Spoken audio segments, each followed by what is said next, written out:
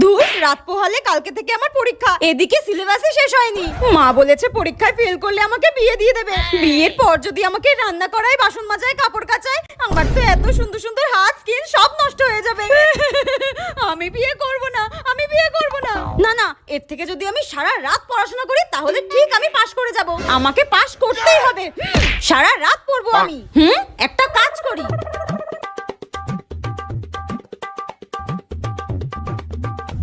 ওরে বাপরে, এই প্রদীপটা যতক্ষণ জ্বলবে আমি ততক্ষণ পড়াশোনা করব। যদি সারা রাত জ্বলে আমি সারা রাত পড়াশোনা করব।